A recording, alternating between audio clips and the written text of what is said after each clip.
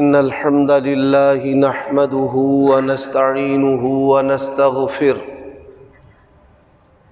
ونعوذ بالله من شرور أنفسنا ومن سيئات أعمالنا من يهده الله فلا مضل له ومن يضلل فلا هادي له وأشهد أن لا إله إلا الله وحده لا شريك له وأشهد أن محمدًا عبده ورسوله أما بعد فإن خير الحديث كتاب الله وخير الهدي هدي محمد صلى الله عليه وآله وسلم وشر الأمور محدثاتها وكل محدثة بدعة وكل بدعة ضلالة وكل ضلالة في النار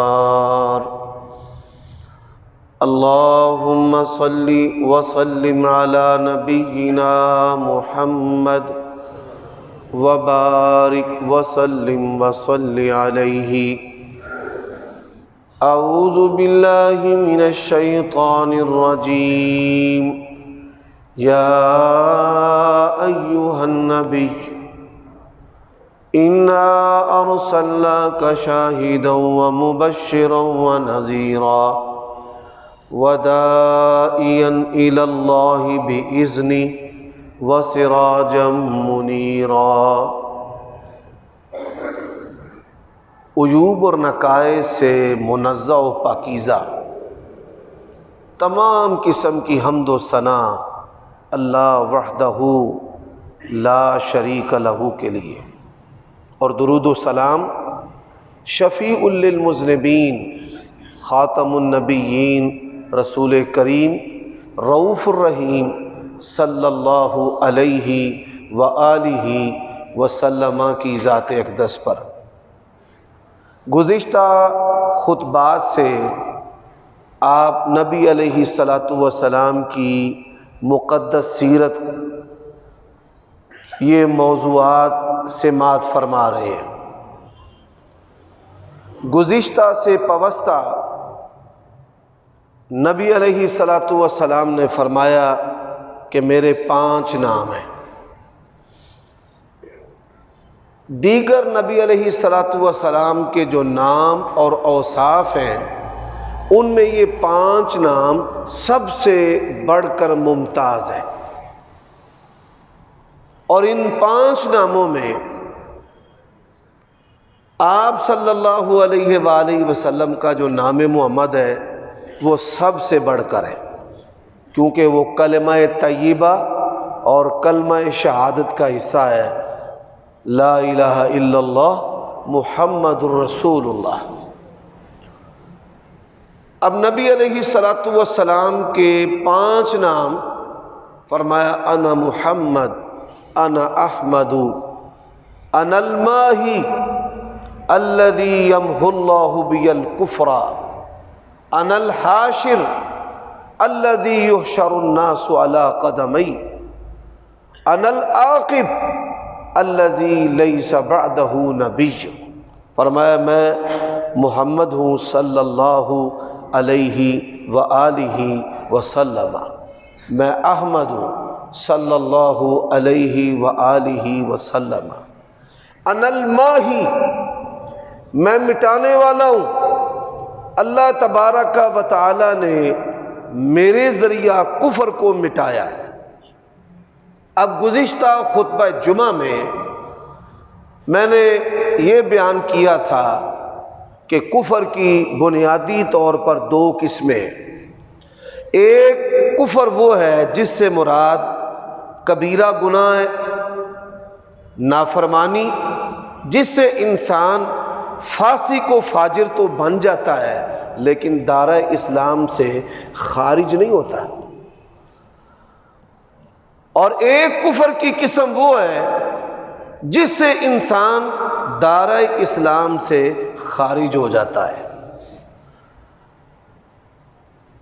اب دار اسلام سے خارج کرنے والا جو کفر ہے، دو کی میں نے نشاندہی کی تھی۔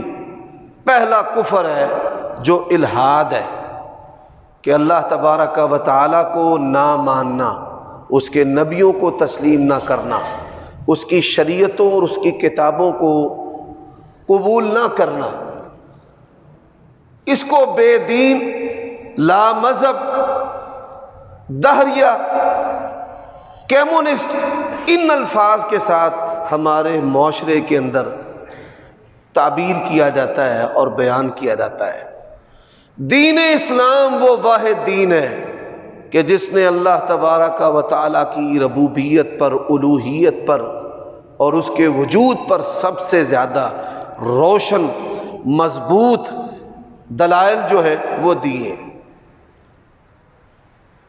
دوسری کفر کی جو قسم ہے وہ شرک ہے،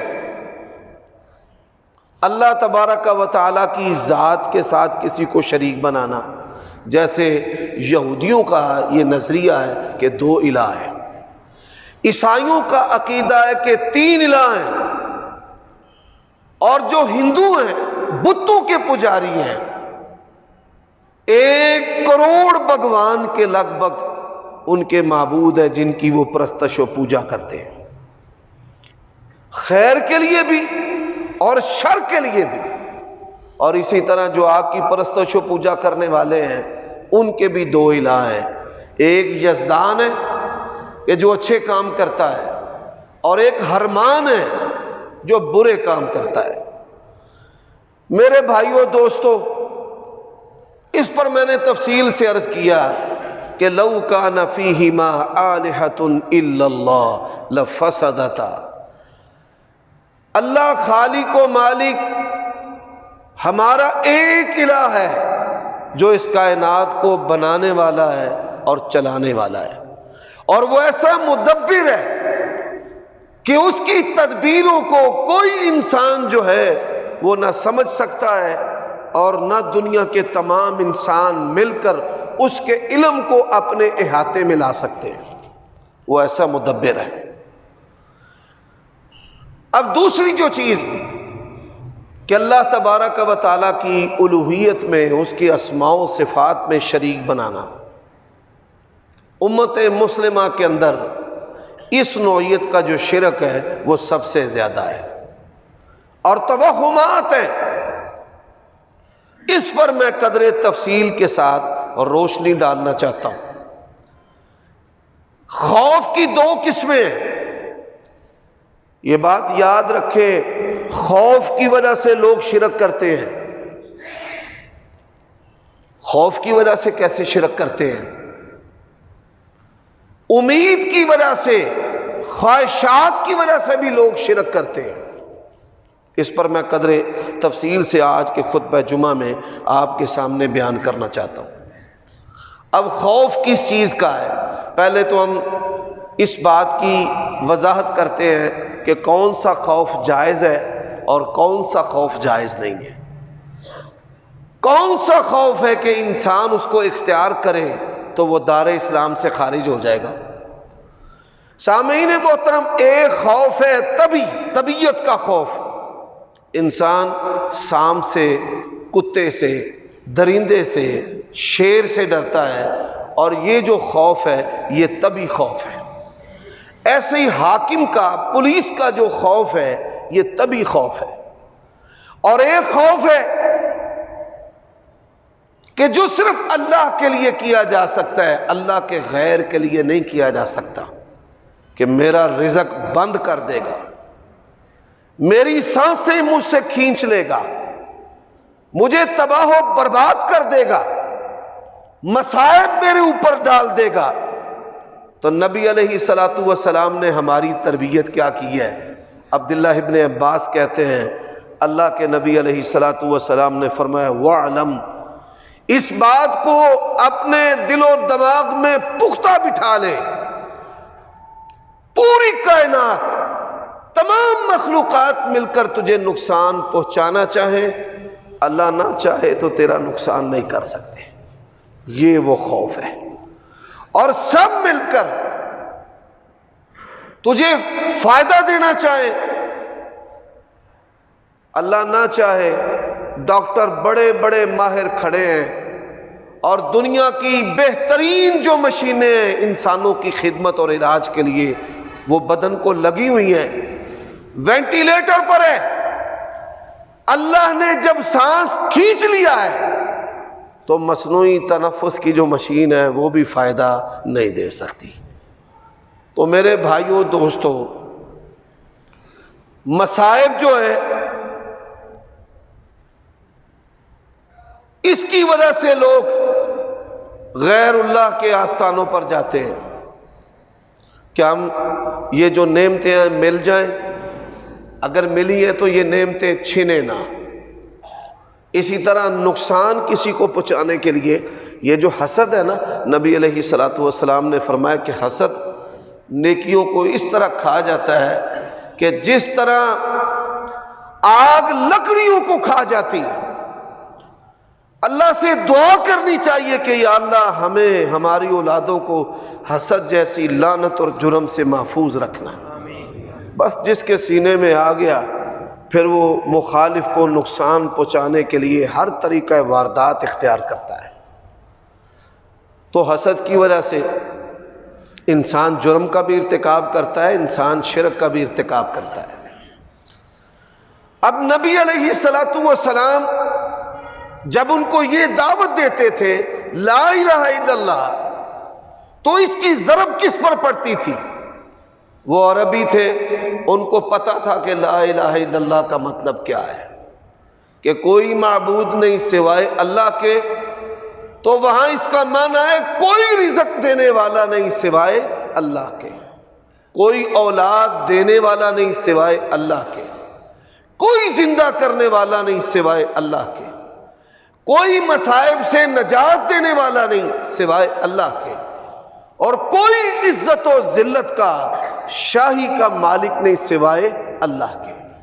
وہ یہ اس کا مطلب و معنی سمجھتے تھے، اور ان کے بناوٹی معبودوں پر جب ضرب پڑتی تھی تو وہ چیختے تھے اور پھر غصے میں آ کر نبی علیہ الصلوۃ والسلام پر بہتانات لگاتے تھے۔ پہلا بہتان کہ نبی علیہ الصلوۃ والسلام نعوذ باللہ مجنون ہے اور بہکی باتیں کرتے ہیں، وَنَعُوذُ بِاللَّهِ مِن شُرُورِ أَنفُسِنَا۔ تو اللہ تبارک و تعالیٰ نے قرآن مجید میں کیا فرمایا؟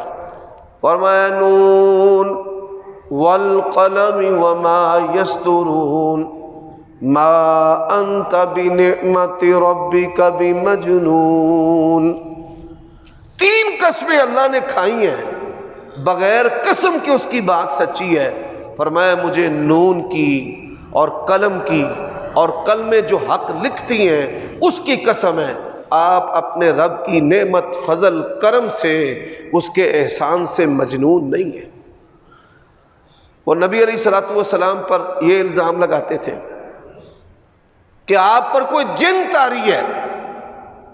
اب صحیح مسلم کی حدیث ہے، آج ہمارا جو معاشرہ ہے وہ بھی ایسے لوگوں کی لپیٹ کے اندر ہے، اور اس کی آمدنی دیکھ کر ہر مسلک کے اندر میں نے ایسے لوگ دیکھے ہیں کہ جو لوگوں کے اعصاب کے ساتھ کھلواڑ کرتے ہیں اور ان پر خوف طاری کر کے نہ صرف شرک میں بلکہ ان کی عزت مال جان کو بھی لوٹ لیتے ہیں۔ جس طرح یہ تصوف و طریقت امت کے تمام طبقات میں شیطان نے داخل کی ہے نا، اسی طرح یہ جادو جنات، اس کی تجارت اور اس کے اثرات اور اس کے توہمات جو ہیں وہ بھی شیطان نے امت کے تمام طبقات کے اندر داخل کی ہیں۔ حضرات یہ وہ خوف ہے ان الماحی الذی یمحو اللہ بی الکفر، فرمایا میں مٹانے والا ہوں، اللہ نے میرے ذریعے کفر کو مٹایا ہے۔ جادو جنات کے کفر کو مٹانے کے لیے ہمارے پیارے نبی صلی اللہ علیہ وسلم دنیا کے اندر آئے ہیں۔ نبی علیہ الصلوۃ والسلام ہر نماز کے بعد آپ نے صحابی کو حکم دیا کہ یہ کلمات تو نے پڑھنے ہیں۔ وہ کلمات کیا ہیں؟ اللہم لا مانع لما اعطیت ولا معطی لما منعت ولا ينفع ذا الجد منک الجد، تو عطا کرنے والا ہے، کوئی روک نہیں سکتا، اور تو اگر روک لے تو کوئی عطا نہیں کر سکتا۔ سیرت النبی کو تجارت کی غرض سے بیان کرنا، کھانے پینے کی غرض سے بیان کرنا، میرے بھائیوں سیرت النبی اپنانے کے لیے ہے۔ اور سیرت النبی توحید کا درس دیتی ہے، ایمان کا درس دیتی ہے، توہمات کو مٹاتی ہے، اور اسی کفر کو مٹانے کے لیے نبی علیہ الصلوۃ والسلام دنیا میں آئے ہیں۔ حضرات قرآن مجید فرمایا قل اوحی الی انہ استمع نفر من الجن فقالوا انا سمعنا قرآنا عجبا یہدی الی الرشد فآمنا بہ وَلَن نُشْرِكَ بِرَبِّنَا أَحَدًا۔ جنات نے نبی علیہ السلام کا قرآن سنا تو انہوں نے کہا کہ ہم تو بھٹکے پھرتے تھے، اللہ کے سوا غیروں کی پرستش و پوجا کرتے تھے۔ جس مرض نے انسانوں کو پکڑا ہے وہی گناہ جو ہے وہ جنات کے اندر بھی تھا، اور جنات جو ہیں وہ بھی ڈرتے تھے۔ حدیث کے اندر ہے، آپ سن کر حیران ہوں گے، نبی علیہ السلام سے ہے کہ یہ جنات جو ہیں یہ انسانوں سے ڈرتے تھے، اور جب انہوں نے دیکھا اور ان کو معلوم ہوا کہ انسان ہم سے ڈرتے ہیں تو پھر یہ انسانوں پر غالب آ گئے۔ کبھی بھی ان کی شرارتوں سے اور ان کے کچوکوں سے ڈرنا نہیں چاہیے۔ یہ لوگوں کو ڈراتے کیسے ہیں؟ چھینٹے پڑ گئے ہیں، خون کے چھینٹے پڑ گئے، اچھا جی کیا ہوا ہے پھر اس کے بعد؟ کون سی چھت گر گئی ہے، زمین پھٹ گئی ہے، آسمان کا ٹکڑا تمہارے اوپر آ پڑا ہے؟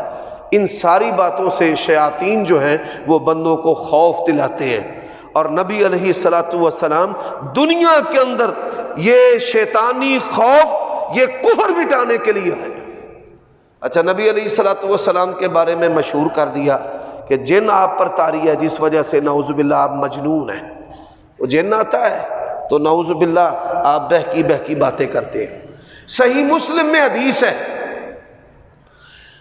جادو جنات کا علاج کرنے والا بہت بڑا شخص، زماد نام تھا اس کا، زماد، وہ مکہ آیا تو اسے کہا گیا کہ یہاں پہ محمد صلی اللہ علیہ وآلہ وسلم ہیں، آپ ان کا علاج اگر کر دیں تو کیا ہی کہنے، ہم آپ کو یہ انعامات دیں گے اور یہ اجرت دیں گے، اور انعام، عزت، شرف۔ وہ نبی علیہ السلام کے پاس آیا، انہوں نے کہا کہ تم نے اس کی بات نہیں سننی، جو بھی اس کی بات سنتا ہے نا، توحید فطرت ہے، اللہ نے اس فطرت پر انسانوں کو پیدا کیا ہے۔ حضرات جب توحید کی باتیں اللہ کے نبی سے وہ سنتے ہیں تو وہ باتیں ان کے دل پر اثر کرتی ہیں کہ ہاتھوں سے بنائے ہوئے جو بت ہیں اور ہستیاں ہیں وہ مشکل کشا اور دستگیر کیسے ہو سکتی ہیں۔ توحید جو ہے یہ فطرت ہے۔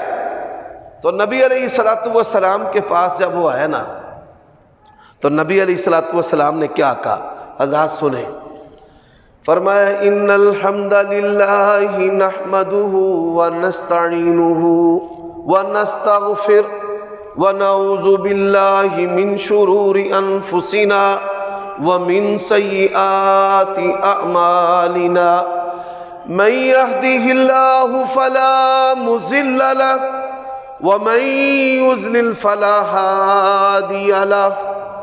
نبی علیہ السلام نے جب یہ کلمات پڑھے نا تو وہ کہتا ہے ایک مرتبہ پھر پڑھنا، اب دوبارہ پڑھنے سے پہلے میں اس کا ترجمہ کرنا چاہتا ہوں۔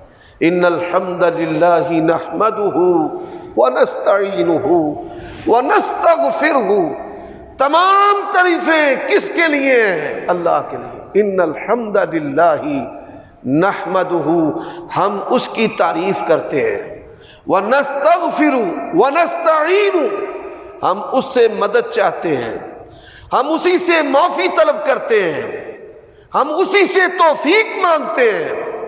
جس کو اللہ ہدایت دے دے اسے کوئی گمراہ کرنے والا نہیں، اور جس کو مالک گمراہ کر دے اسے کوئی ہدایت دینے والا نہیں ہے۔ اس نے کہا جی ذرا پھر ایک دفعہ پڑھیں۔ فرمایا ان الحمد للہ نحمدہ ونستعینہ ونستغفر ونعوذ باللہ من شرور انفسنا ومن سیئات اعمالنا۔ ہم اللہ تبارک و تعالیٰ کی پناہ طلب کرتے ہیں اپنی نفس، اپنی جانوں کی شرارتوں سے، نفس کی شرارت، وَمِن سَيِّئَاتِ أَعْمَالِنَا، اور ہم اپنے اعمال کی برائیوں سے بھی اللہ کی پناہ طلب کرتے ہیں۔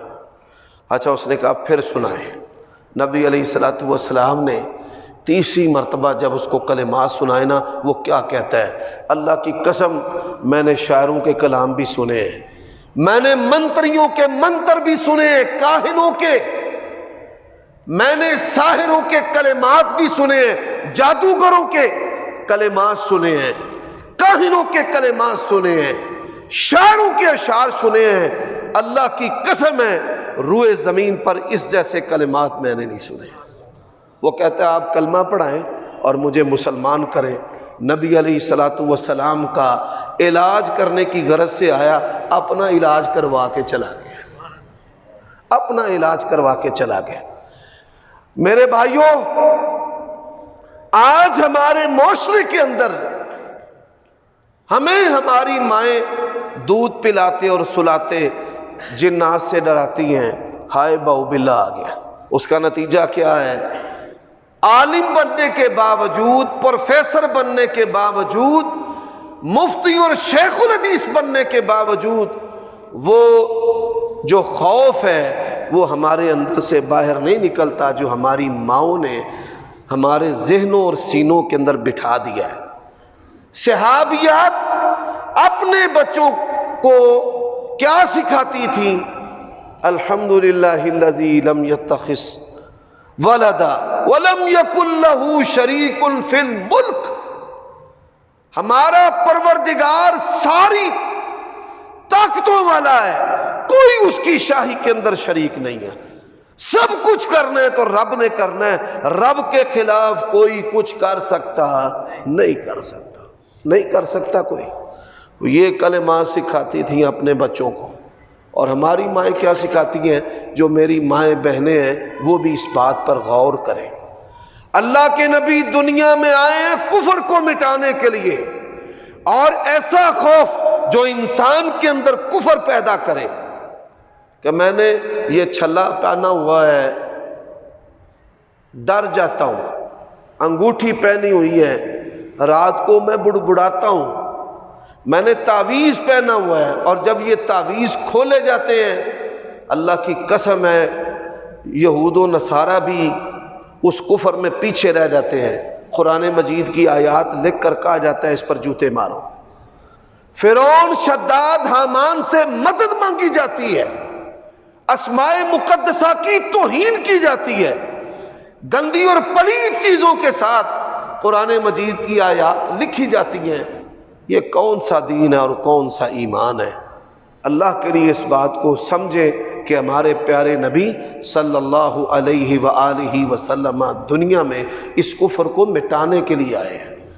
اور اس ضمن میں یہ بات بھی بتا دینا چاہتا ہوں، اگرچہ تفصیل کے ساتھ اس پر میں خطبات جمعہ بیان کر چکا ہوں، یہ جو جادو اور جنات ہیں،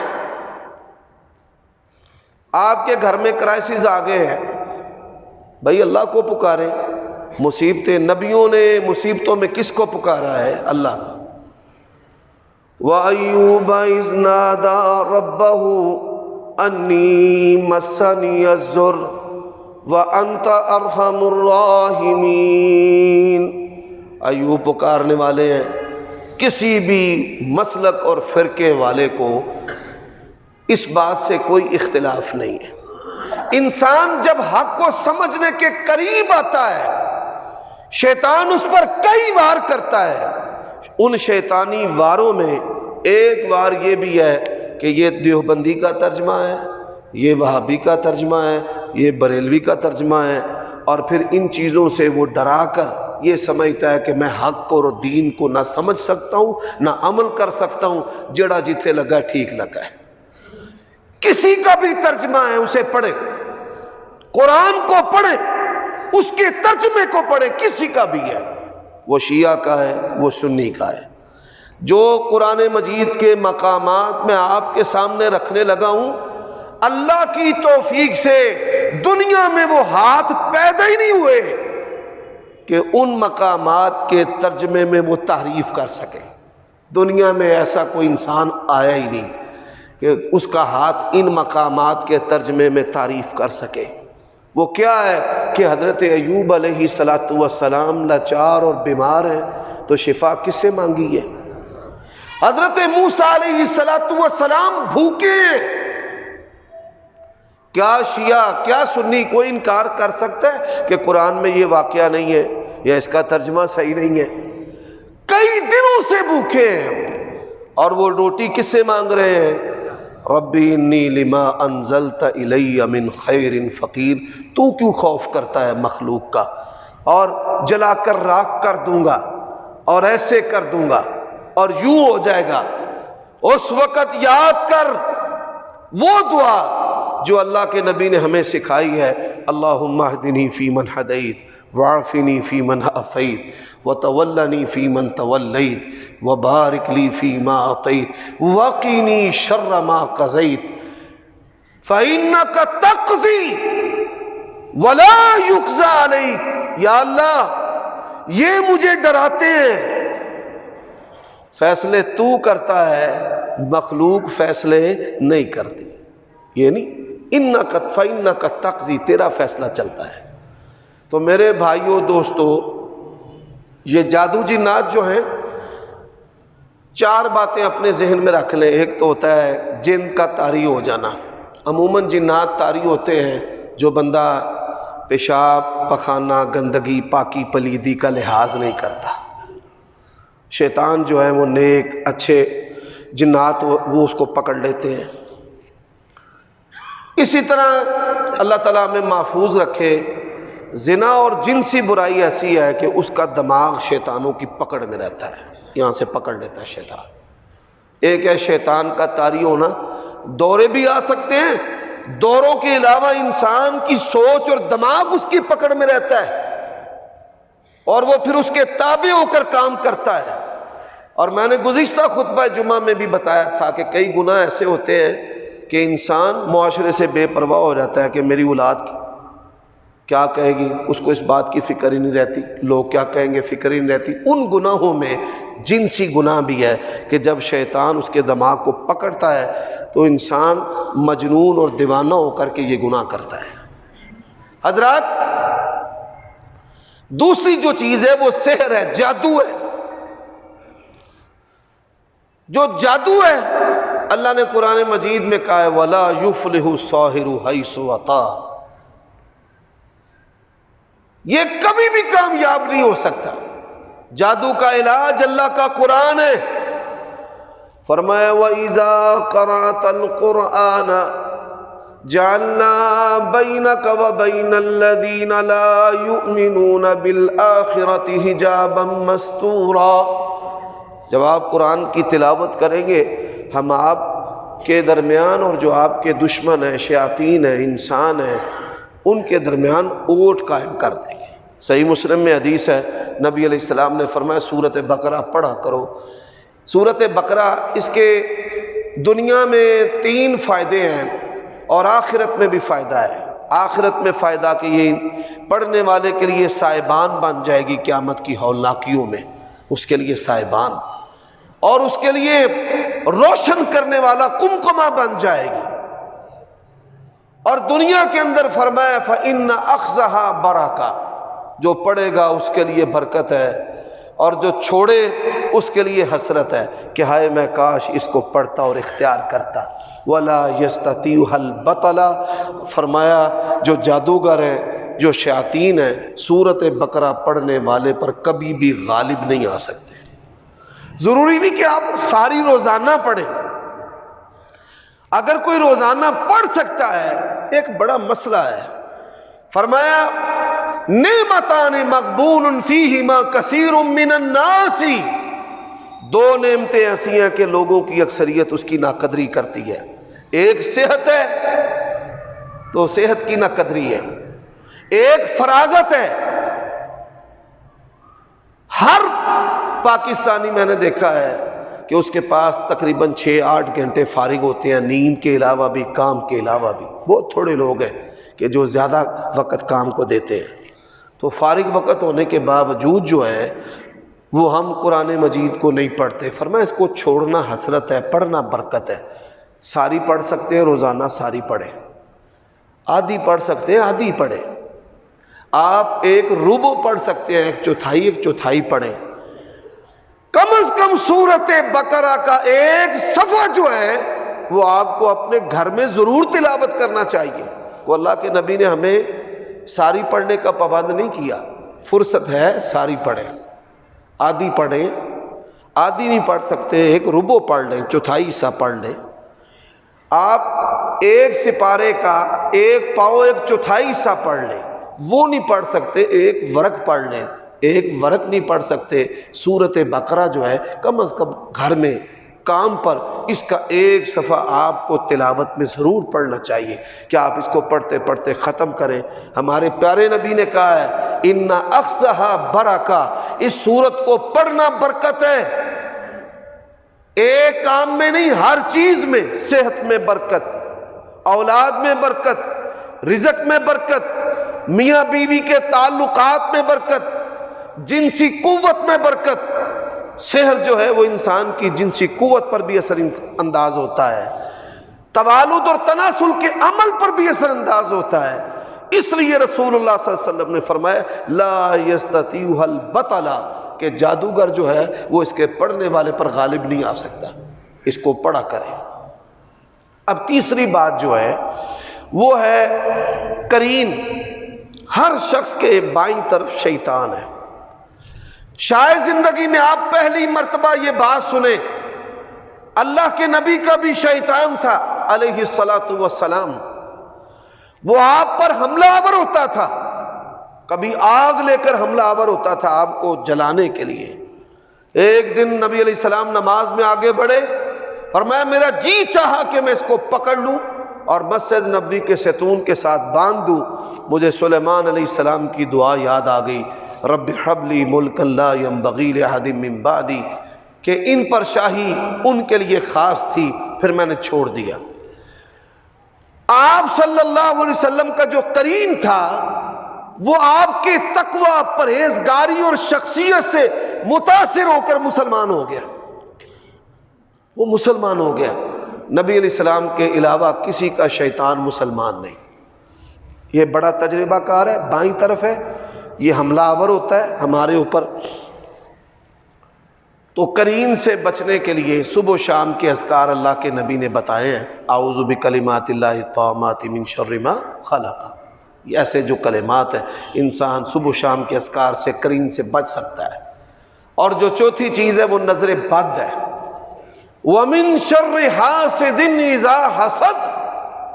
تو نظر بد کے لیے نبی علیہ السلام کے جو بولے ہوئے کلمات ہیں وہ سب سے زیادہ مؤثر ہیں، جن میں دم حسنین نبی علیہ السلام کے جو نواسے تھے بڑے خوبصورت تھے، بڑے پیارے تھے. چال آپ سے ملتی تھی، شکل آپ سے ملتی تھی، لوگ ان کی طرف متوجہ رہتے تھے. تو آپ صلی اللہ علیہ وسلم ان کو دم کرتے تھے اعوذکما بکلمات اللہ التامہ من کل شیطان وہامہ ومن کل عین لامہ. اچھا، اس کے ساتھ یہ جو نماز کی اور دم کی کتابیں ہیں ان کے اندر یہ کلمات موجود ہیں. حصن المسلم میں پیارے رسول کی پیاری دعائیں، ان میں میاں بیوی کے جو تعلقات ہیں اللہ کے نبی نے اس میں بھی ہمیں دعائیں سکھائی ہیں. غفلت کا ایک وقت ہوتا ہے، اس غفلت کے وقت میں میاں بیوی کے تعلقات بھی شامل ہیں. وہاں پر بھی اس ظالم خناس سے اللہ تبارک و تعالیٰ کی پناہ طلب کرنا یہ رسول اللہ صلی اللہ علیہ وسلم کی تعلیم ہے. بسم اللہ اللہم جنبنا وجنب الشیطان ما رزقتنا. شادی ہوتی ہے تو بیوی کے ماتھے پر یا اس کے ماتھے سے بال پکڑ کر سر کے اللہم انی اسألک خیرہا وخیر ما جبلتہا علیہ، یا اللہ میں اس بندی کے خیر کا ہی تجھ سے سوال کرتا ہوں اور جس خیر پر تو نے اس کو پیدا کیا ہے۔ میاں بیوی کے تعلقات میں یہ جو کھٹ پٹ رہتی ہے نا، اس سنت کو چھوڑنے کی وجہ سے یہ ساری زندگی کھٹ پٹ بھی رہتی ہے اور پھر دوری بھی ہو جاتی ہے۔ تو یہ سنت کو چھوڑنے کے مفاسد ہیں۔ ہے تو 30 سیکنڈ کی دعا ہے، لیکن اس کے اثرات اور اس کا فائدہ ساری زندگی رہتا ہے۔ تو نظر بد اور یہ قرین کے حملے اور پھر اسی طرح سحر اور اسی طرح جو ہے وہ جنات کے حملے، ان سے بچنے کے لیے باوضو رہنا، جنابت سے دور رہنا، زنا فواحش سے دور رہنا، شراب و شباب سے دور رہنا، نماز کی پابندی کرنا، قرآن کی تلاوت کرنا، سورۃ بقرہ پڑھنا اور صبح و شام کے اذکار۔ اور یہ وہ کفر ہے انا الماحی الذی یمحو اللہ بہ الکفر۔ لوگ دنیا میں بنگال کے جادو کی بات کرتے ہیں، یہ ساری شیطانی باتیں ہیں۔ اللہ کے لیے سمجھو، اگر یہ اتنے مؤثر ہوتے، تھانوں کی ضرورت کیا تھی کہ گجرانوالہ ضلع کو 30 تھانے کنٹرول کرتے ہیں۔ ایک بابا لوٹا لے کر بیٹھ جاتا، وہ گھماتا، فلاں جگہ پر چور ہے، فلاں جگہ قاتل ہے، پکڑ لو۔ بصیرت اس کا استعمال کرو، عقل سلیم۔ اسلام نے بار بار کہا ہے افلا تعقلون افلا تبصرون، بصیرت کا استعمال کیوں نہیں کرتے، عقل کا استعمال کیوں نہیں کرتے؟ کیا ضرورت ہے 7 لاکھ فوج رکھنے کی؟ یہ جو غیب دان ہیں، یہ جو فنا کرنے والے ہیں، تباہ کرنے والے ہیں، ان سے کہے کہ یہ تباہ کر دیں۔ اور اگر تباہی بنگال کے جادوگروں کے پاس ہوتی یا ہندو جادوگروں کے پاس ہوتی، دنیا میں کوئی مسلمان پیدا نہ ہوتا، پھر مسلمانوں کے ہاں لڑکے پیدا نہ ہوتے، پھر ان کے ہاں سورج نہ چڑھتا، پھر ان کو اللہ فتح اور غلبہ عطا نہ کرتا۔ آج بھی باوجود کہ ہم محکوم ہیں، پوری دنیا میں سب سے زیادہ ہمارے ملکوں کی تعداد ہے، اور پوری دنیا میں آج بھی مسلمانوں کا جو سکہ ہے نا وہ سب سے بھاری ہے۔ باوجود کہ ہم ذلت کے قعر میں ہیں، پھر بھی اللہ نے اس امت کو بڑا شرف عطا کیا ہے۔ میرے بھائیوں دوستو، نبی علیہ السلام کفر کی ان باتوں کو اور بناوٹی خوف کو، ایسا خوف جس کا تعلق ایمان سے ہے، اس کو نکالنے کے لیے دنیا میں آئے۔ انہی الفاظ پر میں اکتفا کرتا ہوں۔ اقول قولی ھذا واستغفر اللہ لی ولکم ولسائر المؤمنین والمؤمنات فاستغفروہ انہ هو الغفور الرحیم۔